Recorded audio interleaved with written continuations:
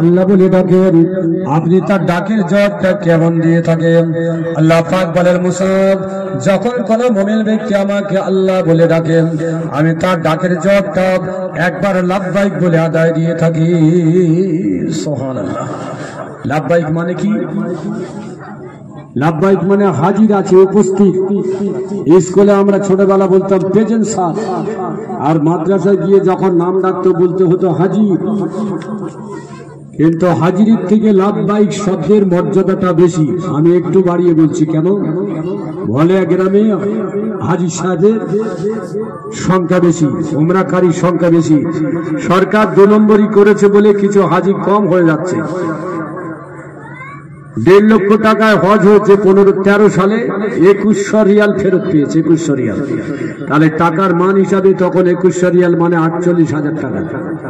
আমি হজে গিয়েছি 15 সালে, 1,85,000 টাকা খরচা। আমারও 2100 রিয়াল ফেরত দিয়েছিল। তৎকালীন টাকার বাজার হিসাবে আমি পেয়েছি প্রায় 52,000 টাকা মতো। আর এখন আপনার 4.5 লাখ টাকা, 4,30,000 খরচা হবে, একটা পয়সা সরকার ফেরত দেবে। তাহলে ওখানে যতদিন খাবেন থাকবেন খরচা, এই দমদম পর্যন্ত গেলে বাস ভাড়া, ফের বাড়ি অনুষ্ঠান করলে খরচা দিয়ে এই যে 6 লাখ 7 লাখ টাকা খরচা হয়ে যাচ্ছে।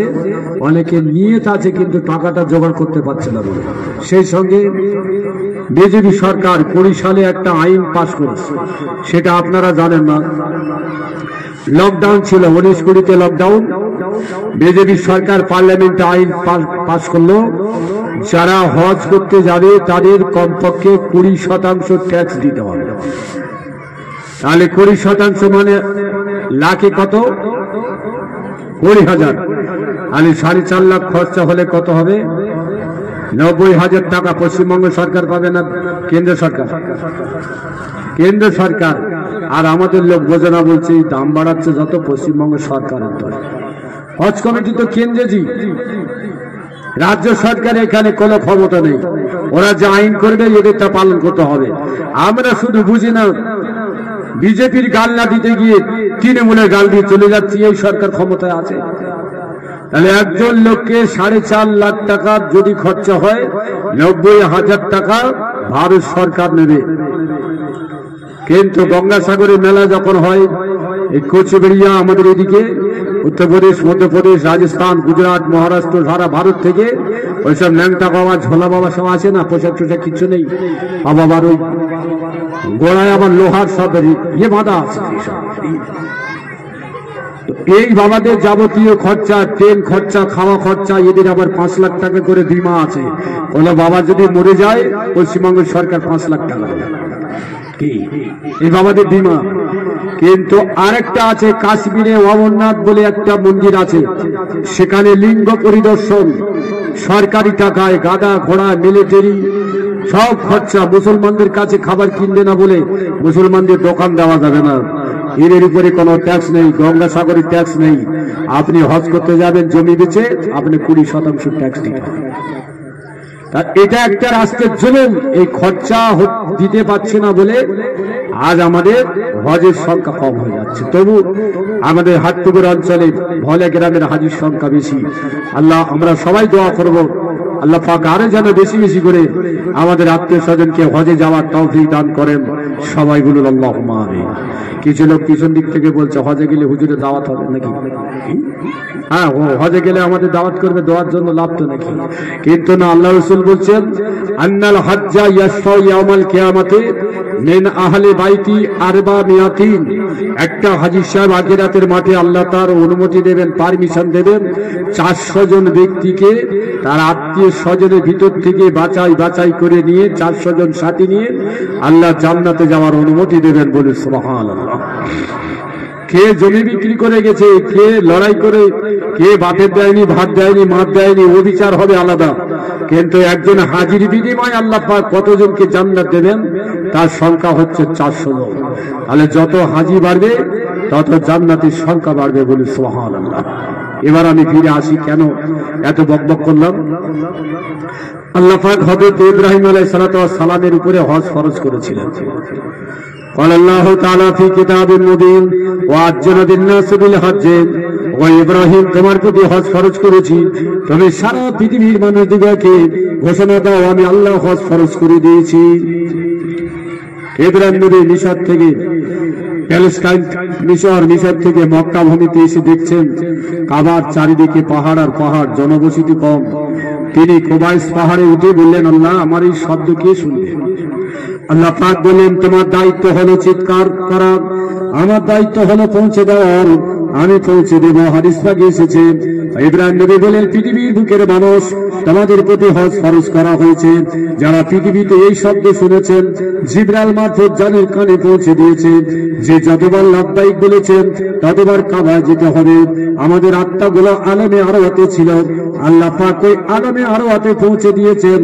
কিয়ামত পর্যন্ত যত বান্দা বান্দি আসবে ওই আত্মার ভিতর থেকে যে যতবার লাব্বাইক বলেছেন ততবার তার খানা কাবায় আল্লাহ পাক হাজির করাবেন। বলুন সুবহানাল্লাহ। তো এই লাব্বাইক শব্দ হাজী সাহেবগণ কাবায় গিয়ে দুটো কাপড় পরতে হয়, একে বলা হচ্ছে ইহরাম। অনেকে বলে কাফনের কাপড়, না ঠিক না, ইহরামের কাপড়ের মর্যাদা আছে। এই দুটো কাপড় পরে নিয়ত করতে হয় আর একটা দোয়া পড়তে হয় কমপক্ষে 3 বার, একে বলা হচ্ছে তালবিয়া। লাব্বাইক আল্লাহুম্মা লাব্বাইক, লাব্বাইক লা শারীকা লাকা লাব্বাইক, ইন্নাল হামদা ওয়ান নি'মাতা লাকা ওয়াল মুলক লা শারীকা লাক। এই কমপক্ষে 3 বার পড়তে হবে। কেউ যদি কাপড় পরে না পড়ে তার একটা দম দিতে হবে, কাফারা দিতে হবে। তাহলে মায়ের গর্ভে থাকতে, পৃথিবী থাকতে, আলেমে আরওয়া থাকতে হযরত ইব্রাহিম নবীর শব্দ শুনে লাব্বাইক বলেছিলেন। এই ইহরাম পরার পরে কাবার সম্মুখে হাজির হয়ে হাজী সাহেবরা বলেন, লাব্বাইক আল্লাহ তোমার দরবারে আমি হাজির আছি। বলে সুবহানাল্লাহ। তাহলে লাব্বাইক হাজির মানে উপস্থিত, আর লাব্বাইক মানে উপস্থিত। লাব্বাইকের ভিতরে এতগুলো ইতিহাস লুকিয়ে আছে। তো মুসা নবীর জবাবে আল্লাহ পাক বললেন, আমার মুমিন ব্যক্তি যখন একবার আল্লাহ বলে ডাকেন, আমাকে আল্লাহ বলে ডাকেন, আমি তার ডাকের জবাবটা একবার আমি লাব্বাইক বলে আদায় দিয়ে থাকি। মুসা নবী বলেন, আল্লাহ যখন কোনো বান্দা আপনাকে, যখন মুত্তাকি বান্দা আপনাকে আল্লাহ বলে ডাকেন, আপনি তার ডাকের জবাবটা কেমন দিয়ে থাকেন? আল্লাহ পাক বলেন, তার ডাকের জবাবটা আমি একবারে লাব্বাইক বলে থাকি। তাহলে মুমিন আর মুত্তাকির মধ্যে পার্থক্য কি? আমি যেটুকু জানি বলছি, কেউ কিন্তু আমাকে গালি দেবেন না। যদি একটু বিপক্ষে যায় ভাববেন হুজুর বড় কথা বললো। আমি চা খাওয়া হারাম বলবো না, নাজায়েজ বলবো না, কিন্তু বুঝে নিতে হবে। এখন মসজিদে 10টা লোক জামাতে নামাজ পড়লেন, ফজরের নামাজ। কলকাতায় যাবেন তো 10টা নামাজির মধ্যে 4 জন নিয়ত করলেন 4 দোকানে চা খাবো না, বাড়ি গিয়ে খাবো, নাতিপুতি থাকবে সকলের সঙ্গে খাবো। 6 জন বললে চা খেয়ে তবে বাড়ি যাবো। 4 দোকানে চা খেতে গেল, 10 জন আসলো ভ্যানওয়ালা, টোটোওয়ালা, 10 জন আসলে চাষের কাজে, 4 জন আসলো কলকাতা যাওয়া লোক। এই 20 জন একটা দোকানে ভিড় ভাট্টা যখন করছে, চাওয়ালা বলছে একটু অপেক্ষা করো, আমি তো এত চা একসঙ্গে বানাতে পারবো না, তোমরা একটু বসো, আমি আস্তে আস্তে দেবো। এমন সময় একটা টিভি ছেড়ে দিয়েছি। তাহলে দেশের সংবাদ জানার জন্য নিষেধ নেই, কিন্তু ন্যাংটা মেয়ে, মাথায় কাপড় নেই, গায়ে কাপড় নেই, এইরকম নারী যদি খবর পড়ে, তাহলে এই নামাজিদের জন্য ওই নারীটার দেখা তাকওয়ার খেলা। চা খাওয়া নিষেধ নয়, চার দোকানে যাওয়া নিষেধ নয়, ওই বেহায়া নারীটার দিকে দেখাটাই হচ্ছে তাকওয়ার খেলা। আলে 10 জন সব মুসাল্লি নামাজি, 4 জন হলো মুত্তাকি যারা বেহায়া নারীকে দেখেনি, আর 6 জন নামাজি দেখেছে এরা নামাজি মুসাল্লি, কিন্তু 6 জন মুত্তাকি না। আমি কি 4 দোকানে চা খেতে বারণ করলাম? এখন তো সব ইউটিউবের ব্যাপার, কেটে কেটে সব সর্বনাশ করে ফেলছি। তাহলে মুত্তাকির ডাকে লাব্বাইক, মুমিনের ডাকে লাব্বাইক। এবার মুসা নবী বলছেন, আল্লাহ পাক যখন কোন গুনাহগার ব্যক্তি আপনাকে আল্লাহ বলে ডাকেন, তার ডাকের জবাবটা আপনি কেমন দিয়ে থাকেন? আল্লাহ পাক বলেন, ও মুসা, যখন কোন গুনাহগার ব্যক্তি আমাকে আল্লাহ বলে ডাকে, আমি আল্লাহ পাক তাকে রহমত থেকে দূর করতে পারি না। ওই গুনাহগারের ডাকে আমি 3 বার লাব্বাইক বলে থাকি। সুবহানাল্লাহ। আমি মাওলানা সাহেব জি 5 পয়সা দেবো না, একটা গরিব লোক 10 টাকা দেবে জি, আর আমার থেকে গরিব লোকটা ভালো না আমি ভালো? হ্যাঁ, আবার যদি মসজিদ থেকে চাঁদা চাই 100 টাকার বেশি দেবো না জি। আর এমন অনেক বান্দা আছে 1000 টাকা দিয়ে দিচ্ছে নবীর মহব্বতে জি। তাহলে আমি ইলমের দিক থেকে বড় হতে পারি জি, কিন্তু আমলের দিক থেকে ওই লোকটা বড় যে 1000 টাকা দিল, ওই লোকটা বড়। তো মুসা নবী এবার সেজদায় পড়েছেন। গুনাহগারের ডাকে 3 বার সাড়া দেবেন, মুমিন মুত্তাকির ডাকে 1 বার। আল্লাহ পাক বলেন, ও মুসা কেন তুমি সেজদায় পড়েছো? মুসা নবী বলেন, আল্লাহ মুমিনের ডাকে 1 বার সাড়া দিলেন, মুত্তাকির ডাকে 1 বার সাড়া দিলেন। কোরআন পাকে আছে আল্লাহু ওয়ালিউল মুমিনিন, আল্লাহ পাক হলেন মুমিনের বন্ধু। কোরআন পাকে এসেছে ইন্না আক্রামাকুম ইনদাল্লাহি আতকাকুম, আল্লাহর কাছে মুমিন অপেক্ষা, মুসাল্লি অপেক্ষা, মুসলমান অপেক্ষা আল্লাহর কাছে সম্মানিত ব্যক্তি হলো মুত্তাকি। আল্লাহ মুত্তাকি আপনার ডাকে সাড়া দিলেন 1 বার, আর মুমিনের ডাকে সাড়া দিলেন 1 বার। গুনাহগারের ডাকে কেন 3 বার সাড়া দিলেন? আল্লাহ পাক বলেন, ও মুসা আমার দরবারে যখন গুনাহগার আল্লাহ বলে ডাকে, আমি রহমান রহিম, ওই গুনাহগারদেরকে আমি তাড়িয়ে দিতে পারি না। এই মুত্তাকি ডাকে ঈমানের উপরে, তাকওয়ার উপরে নির্ভর করে মুত্তাকি ডাকে, আর মুমিন ডাকে ঈমানের উপরে নির্ভর করে। কিন্তু যখন গুনাহগার ব্যক্তি আমাকে আল্লাহ বলে ডাকে, আমি আল্লাহ পাক ওই গুনাহগারকে আমি রহমত দিয়ে ভরে দিই। সে আমার রহমতের আশা নিয়ে ডাকে, তাই তার ডাকে সারাটা 3 বার লাব্বাইক বলে আমি আদায় করে থাকি। সুবহানাল্লাহ। তাহলে গুনাহগার যখন আমাকে ডাকে, আমার রহমতের আশা নিয়ে ডাকে, তাই আমি 3 বার ডাকে সাড়া দিই। তাহলে আমরা সব সাইকেল হাদিস না যে আমরা গুনাহগার, আমরা নবীর উম্মত, গুনাহগার আমাদের নেকি নেই। তাই আমরা নবীর মজলিস কায়েম করে আল্লাহর কাছে চোখের পানি ফেলি, আল্লাহর দরবারে 2 হাত তুলে কাঁদি। নবীকে আমরা কখনো দেখিনি, সেই নবীর শানে এই মজলিস।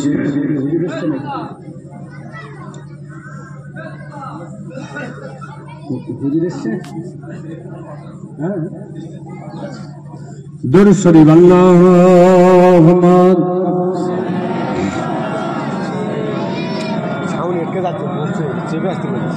মাওলানা মুহাম্মদ ওয়া আলিহি সাইয়্যিদিনা মাওলানা মুহাম্মদ। এবার আমি আরেকটি আয়াত পড়েছি, সেই আয়াতের দিকে যাব। আয়াতটা কি? ওয়াতুআসিরহু ওয়াতুআকিরহু ওয়াতুসাব্বিহুহু বুকরাতা ওয়াসিলা। আমার নবী তোমরা মর্যাদা দাও, সম্মান প্রদর্শন করো, আর আমি আল্লাহ আমার সকাল সন্ধ্যায় তোমরা আমার গুণগান করো। তো আয়াতের বিভিন্ন ব্যাখ্যা আছে। তো এই নবীর মর্যাদা দিতে গিয়ে আমরা নেটে দেখছি, বক্তাদের দেখছি, বাংলাদেশের একজন বক্তা, বিখ্যাত বক্তা, যে আমরা তো চারানা 30 পয়সা, তারা একটা নেটে ওয়াজ ছাড়লে লাখ লাখ তাদের সাবস্ক্রাইব হয়। তারা সব ইসলামিক স্কলার, ইউনিভার্সিটি পড়া বক্তা। তো মূল্যায়ন করলেন আল্লাহ নবী হচ্ছেন খাদিজার কর্মচারী, আল্লাহ নবী হচ্ছেন রাখাল, আল্লাহ নবী হচ্ছেন কাউবয়। কাউবয় মানে কি? যাদের হাতে ছড়ি থাকে আর গরুর পিছন দিকে থাকে, এদের কি বলে? রাখাল তো নাকি?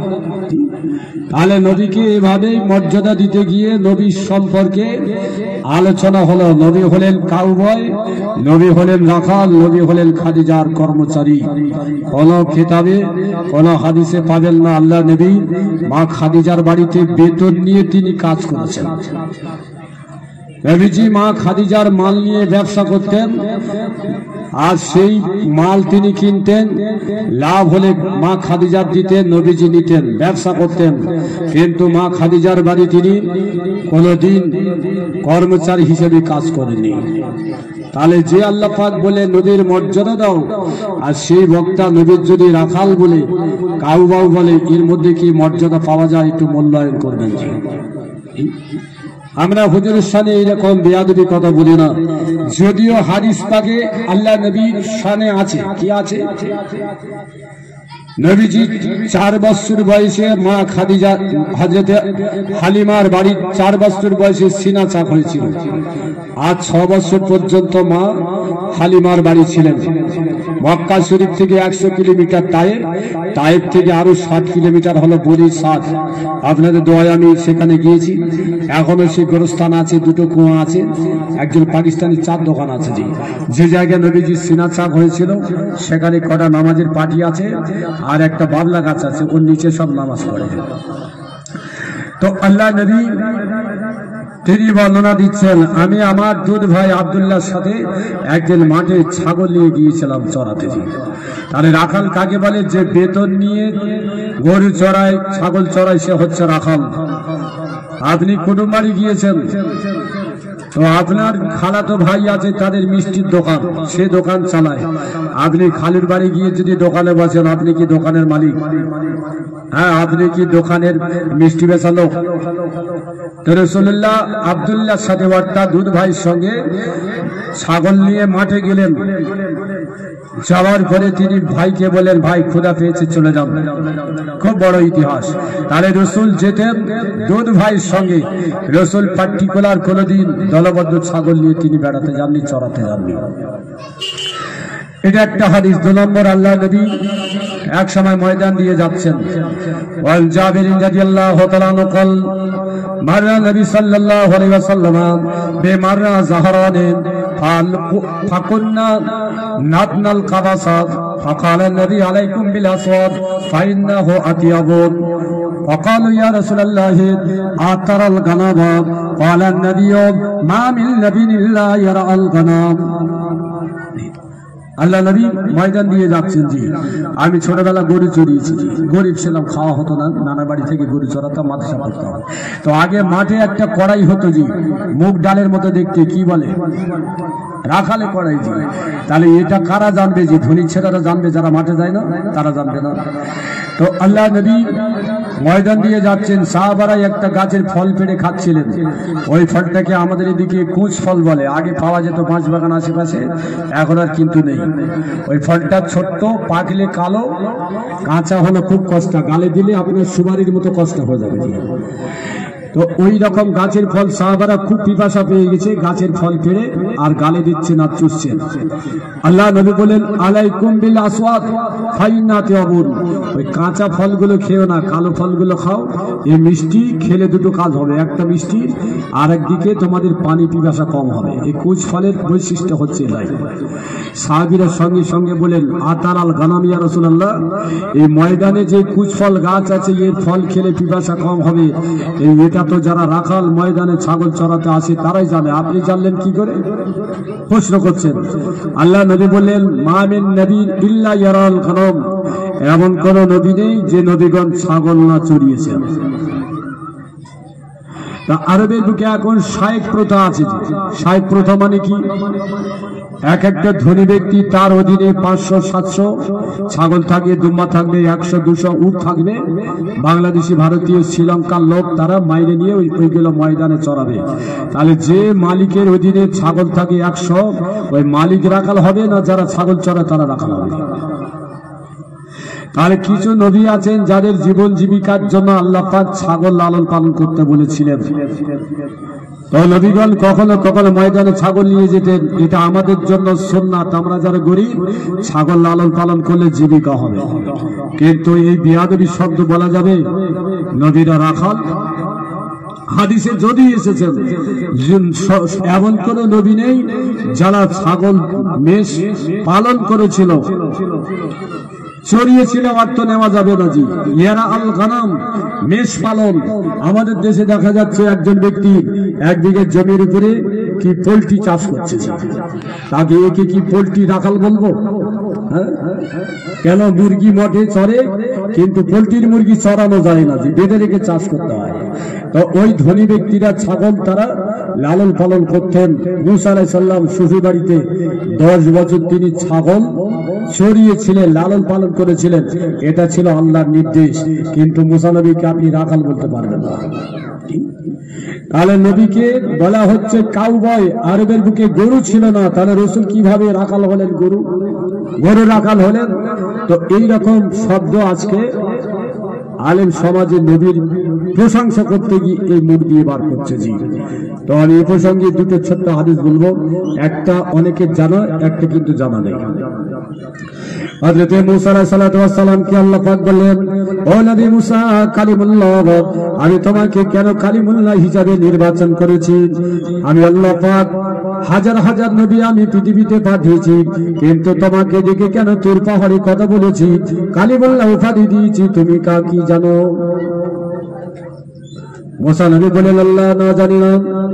আল্লাহ পাক বলেন, মুসা তুমি যে ময়দানে ছাগলগুলো নিয়ে যেতে, ওই ছাগলের মধ্যে একটা ছাগলের বাচ্চা দেখতে অত্যন্ত সুন্দর ছিল, তাকে তুমি কোলে করে ময়দানে নিয়ে যেতে, ফেরার পথে তুমি কোলে করে নিয়ে আসতে, তার লক্ষ্য রাখতে, গায়ে মাথায় হাত বোলাতে, এত তুমি তাকে ভালোবাসতে, আমি আল্লাহ পাক ওই ভালোবাসাটা কবুল করে দিয়েছি। ও মুসা, একদিন তুমি কোলে করে নিয়ে যেতে যেতে তোমার কোল থেকে লাফ দিয়ে ছাগল জমিনের উপরে পড়লো, বাকি ছাগলগুলো দৌড়াতে থাকলো, ওই বাচ্চাটা লাফিয়ে লাফিয়ে লাফিয়ে একটা পাহাড়ের কিনারার দিকে যখন যায়, তুমি পাগলের মতো তাকে ধরার জন্য ছুটছিলেন, কেন পাহাড়ের কিনারায় নেকড়ে বাঘগুলো লুকিয়ে থাকে, ময়দানে ছাগল তারা নিয়ে যাবে খাবে। মুসা, তুমি ওই বাচ্চাটা এত ভালোবেসেছো, মহব্বত করেছো, নেকড়ে হাত থেকে বাঁচার জন্য তাকে তুমি ধরার জন্য দৌড়াচ্ছ, বাচ্চারা যত দৌড়ায় তুমি তত দৌড়াও। ও মুসা, গায়ে তোমার ঘাম এসে গেল, এত কষ্ট হয়েছিল, কাঁটায় তোমার পা ফুটে রক্ত বার হয়েছিল, অবশেষে বাচ্চাটা হাঁপাতে হাঁপাতে দাঁড়িয়ে গেল, তুমি তাকে তুলে না রাগের কারণে আছাড় দিলে, না তাকে প্রহার করলে, না তাকে মারলে, কোলে নিয়ে তার গায়ে মাথায় হাত বুলিয়ে দিয়ে আর বলছিল, তুই এত দৌড়াচ্ছিলিস কেন, তোর কি কোনো কষ্ট হয় নয়? তোর ধরার জন্য আমার গায়ে ঘাম এসেছে, না জানি কোন নেকড়ে তোকে পালিয়ে নিয়ে যেত, ধরে নিয়ে যেত।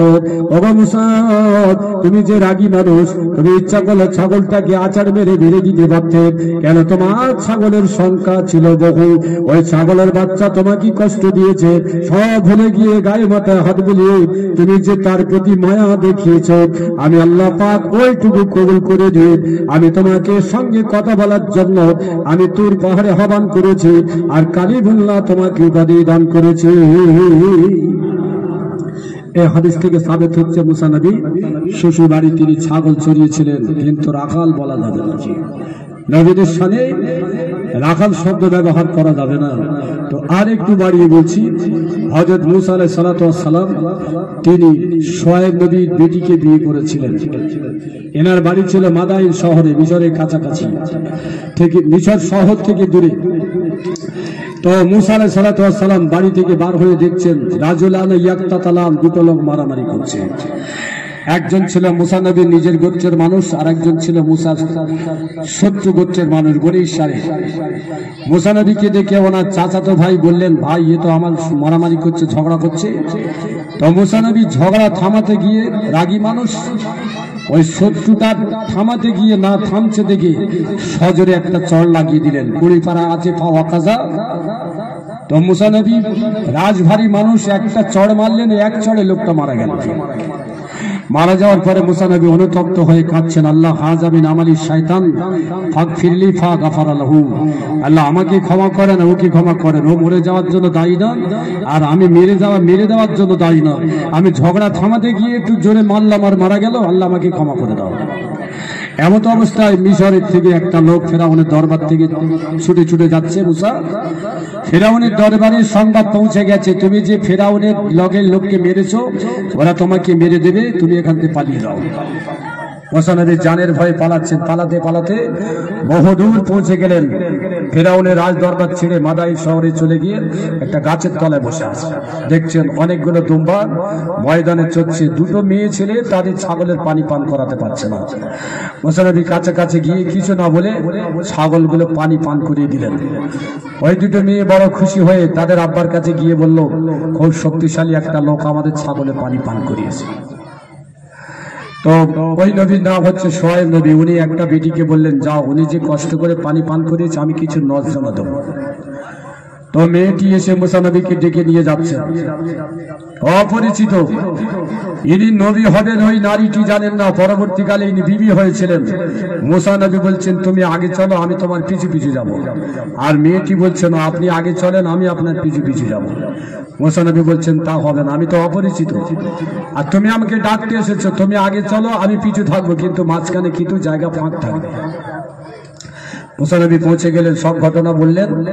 শোয়েব নবী বললেন ঠিক আছে, তুমি আমার বাড়ি থাকো, ফিরআউনের অত্যাচার থেকে তুমি নিরাপদ থাকবে। এমন সময় জিবরাইল এসে জানিয়ে দিল, হে শোয়েব নবী, এনার নাম হলো মুসা, একে আমি আপনার পরে নবী বানাবো। আপনার ইহদা বানাতাই কাহাতাইন, আপনার দুটো বেটির মধ্যে একটা বেটি একে বিয়ে দেন। নবীর নির্দেশে হযরতে মুসা নবী বিয়ে করলেন শোয়েব নবীর একটা বেটিকে। চুক্তি হলো কি 8 বছর শ্বশুর বাড়ি দেখাশোনা করতে হবে, ছাগল লালন পালন করতে হবে। এটা নির্দেশ হলো আল্লাহ। যখন বিয়ে হয়ে গেল আবার জিবরাইল এসে বললেন, নবী শোয়েব একটু বলে দাও, মুসা যদি 10 বছর আপনার বাড়ি খেদমত করে সেটা মুসা নবীর ইখতিয়ার, 8 বছর করতেই হবে, 2 বছর যদি বাড়িয়ে দেয় সেটা ভালো। মুসা নবী রাজি হয়ে গেলেন। তাহলে মুসা নবী এই শ্বশুর বাড়ি যে ছাগল দেখাশোনা করেছিলেন, এটা আল্লাহর নির্দেশে না নিজের ইচ্ছায়? আল্লাহর ইচ্ছায়। সেই জন্য মুসা নবী ছাগল চড়ালেও কোন উম্মতের জন্য উচিত হবে না মুসা নবীকে রাখাল বলে আখ্যায়িত করা। আর মুসা নবীর থেকে আমাদের নবী আল্লাহর কাছে আরো হাজার হাজার গুণ মর্যাদা বেশি। বলুন সুবহানাল্লাহ। সেই নবীকে রাখাল বলা আমাদের মুখে মানাবে না। হযরত মুসা আলাইহিস সালামের বিয়ের বয়স যখন 6 বছর হয়ে গেল, শোয়েব আলাইহিস সালাম আল্লাহর কাছে হাত তুলে বলছেন, আল্লাহ, ইনি তো আমার জামাই, বিয়ের পরে কিছুই দিতে পারেনি, 6 বছর কেবল খাচ্ছে আর খাচ্ছে। আল্লাহ, এই বছর যত ছাগলের বাচ্চা হবে, ওই বাচ্চা যদি কালো বাচ্চা হয় সব নবী মুসা পাবে। আল্লাহ কবুল করে যত বাচ্চা হলো সব বাচ্চা কালো হলো, মুসা নবী দিলেন। পরের বছর নিয়ত করলেন যত বাচ্চা সাদা হবে সব বাচ্চা মুসা নবী পাবে। যত বাচ্চা হলো সাদা বাচ্চা মুসাকে দেওয়া হলো। পরের বছর নিয়ত করছেন আর বছরে আল্লাহ যত বাচ্চা মেয়ে বাচ্চা হবে মুসা নবী পাবে। যত বাচ্চা হলো সব বাচ্চা মেয়ে বাচ্চা মুসা নবী দেওয়া হলো। পরের বছর নিয়ত করলেন যত বাচ্চা মর্দা হবে মুসা পাবে। যত বাচ্চা হলো মর্দা বাচ্চা, ছাগলের সংখ্যা হয়ে গেল 9000। সুবহানাল্লাহ। শরিয়াতিয়া জাহালাত বলে একটা কিতাব আছে, এই কিতাবের মধ্যে এই ব্যাখ্যাটা আছে। তো মুসা নবী আর 1 বছর থাকবেন, শেষ মায়ের কাছে চলে যাবেন, মাদাইন ছেড়ে আবার মিশরে ফিরে আসবেন। সারা রাত জেগে জেগে নামাজ পড়ে সকালবেলা চলে যাবেন। তো শেষবারের মতো ছাগলগুলো একটু ময়দানে নিয়ে গেলেন। মুসা নবী জানলেন না সব ছাগল শ্বশুরও নাকি দিয়েছে। তো ছাগল চড়াতে চড়াতে মুসা নবী ঘুম লেগেছে, সারা রাত জেগেছে, লাঠিটা বালিশ করে আর হয়ে শুয়ে পড়লেন। শুয়ে পড়ার পরে আল্লাহর কাছে বলছে, আল্লাহ, আমি যদি জেগে জেগে কাটাই, বাড়িতে যদি ফিরে যাই, মা বলবেন মুসা এত বিলাসিতা, তুমি রাত জেগে ইবাদত করতে ভুলে গিয়েছো। আর ময়দানে যদি ঘুমিয়ে পড়ি তাহলে আমার ছাগল তো নিয়ে যাবে নেকড়ে বাগে। আল্লাহ, আমি তাওয়াক্কাল করছি আপনার উপরে, আপনি একটু আমার ছাগলগুলো পাহারা দেবেন।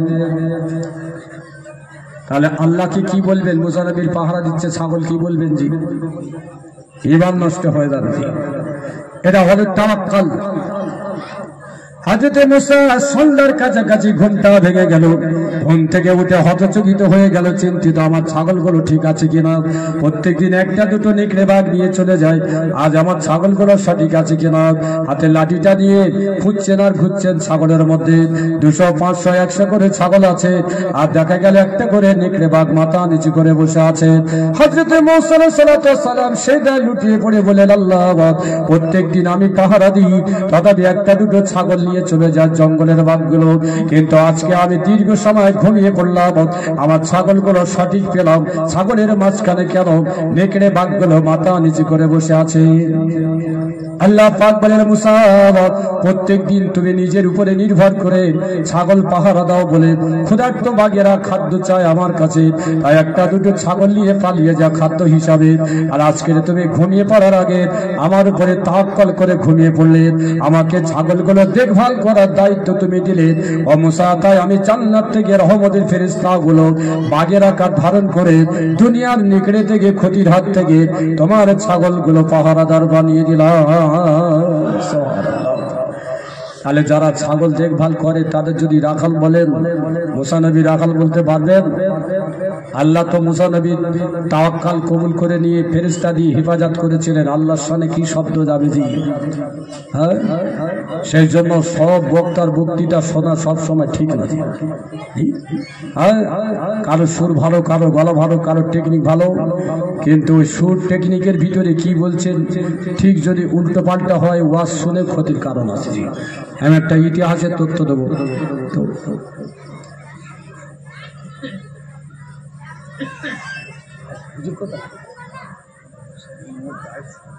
সেই মুহূর্তে 5 মিনিট লাগে না, আমার তো 10 মিনিট আর বাকি আছে, যে 50 হয়ে গেছে। 10টায় ওই পাখি পাড়া যেতে হবে। হ্যাঁ না, 10টা 8টা 10টা নেই, কে বলছে? না না, 8টা 10টা, আমার ডায়েরিতে 8টা 10টা লেখা। আর এখন মানুষ অন্যরকম, দেরি হলে গালাগালি শুরু করতে হবে। তো হাফিজ সাহেব যদি 10 মিনিট বলে সেটা আমারও সুযোগ হবে, যাতে গাল থেকে বাঁচবো। তো ভারতবর্ষে একজন মুসলমান বাদশাহ, তার নাম হলো কি? জাহাঙ্গীর বাদশাহ। জাহাঙ্গীর বাদশার ছেলের নাম কি? আকবর বাদশাহ। না, ভুল বলছি, জাহাঙ্গীর বাদশার ছেলের নাম আকবর বাদশাহ। তো এই জাহাঙ্গীর বাদশাহ ইনি বলেন, আমার দরবারে অনেক বড় বড় আলেম আছে, আমি একবার জলসা দেবো। তাহলে ভারতের বাদশারাও জলসা দিতেন। আব্দুল কাদের জিলানী হুজুর জলসা করতেন, রসুলও জলসা করতেন, আল্লাহ ফেরেশতাদের নিয়ে জলসা করতেন। কেউ যদি জলসা না করে ক্ষতি নেই, জলসা করা নফল, ফরজ না। কিন্তু যদি বলে জলসা দিয়ে কি হবে, এইসব লাখ লাখ টাকা সব হুজুরা ছেড়ে নিয়ে চলে যাচ্ছে, তাহলে একটু সংযত হয়ে বলা দরকার ছিল। জালাসা ইয়াজলুসু জুলুসান জালসাতান, যার অর্থ হলো বসে বসে কোরআনের বাণী শোনা।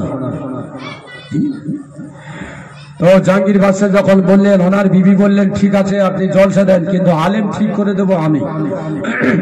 বলছে পয়সা কে দেবে? বলছে পয়সা দেবেন আপনি, আলেমদের পয়সা দেবেন আপনি, আমি ঠিক করবো আলেম। তো উনি বড় খুশি হলেন, ঠিক আছে। তো 10 জন আলেম ঠিক করে দিয়েছেন ওনার বিবি। মজলিস তৈরি হয়ে গেল। জাহাঙ্গীর বাদশাহ বলছেন, আপনারা সব আলেম? বলছে হ্যাঁ। আপনারা ওয়াজ করতে পারেন? বলছে হ্যাঁ করতে পারি। সে ওয়াজের আগে আমি একটা প্রশ্ন করব, আপনাদের 9 জানা দেব, কিন্তু প্রশ্ন একটা করব, আমি উত্তর দিতে হয়। বলছে হ্যাঁ। তা বলছেন, আপনারা বলুন, হযরত আবু বকর রাদিয়াল্লাহু তাআলা কে ছিলেন?